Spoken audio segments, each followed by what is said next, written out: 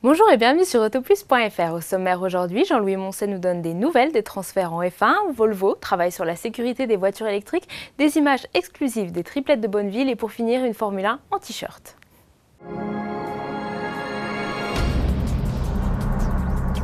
Ce week-end se déroulera le Grand Prix de Formule 1 de Singapour. Nous avons joint Jean-Louis Moncey qui est sur place et il a quelques petites nouvelles sur le front des transferts pour 2010.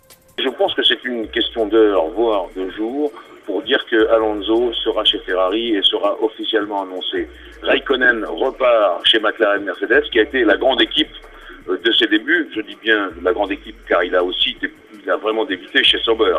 Mais la grande équipe de ses débuts ensuite a été McLaren Mercedes. Il va retrouver là-bas Lewis Hamilton, ce sera vraiment une équipe flamboyante. Et du côté de Ferrari, on aura Felipe Massa qui a été confirmé aujourd'hui parce que ses examens physiques sont très bons et qui aura à ses côtés le double champion du monde, Fernando Alonso.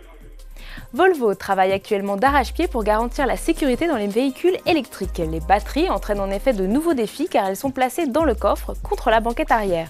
Il faut ainsi éviter la surchauffe ou les émanations de fumée en cas d'accident, mais le challenge le plus important c'est de protéger les passagers des chocs tout en préservant la batterie. Elle est ainsi enfermée dans un caisson hermétique et renforcé pour ne pas être en contact avec les zones de déformation du véhicule, notamment lors d'un choc par l'arrière. Et bonne nouvelle, au vu des premiers tests, les voitures électriques devraient être plus sûrs que les modèles à moteur thermique selon le constructeur suédois. Les triplettes de Bonneville, ce nom vous dit certainement quelque chose. Ces 4 fous du volant ont participé début août à la mythique Speed Week sur le lac Salé aux États-Unis.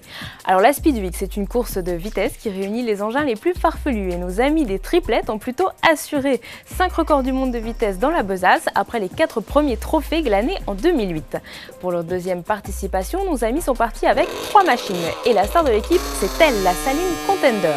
Elle a empoché les 4 records l'an dernier et s'en est adjugée de nouveau cette année, dont un à 98,8 km/h. Autre bête de course, la Saline Pepper, une monnaie goyon de 100 cm3 qui date de 1935. Mais notre mamie à 2 roues à la forme, bilan, 3 records, dont celui de la 100 cm3 la plus lente.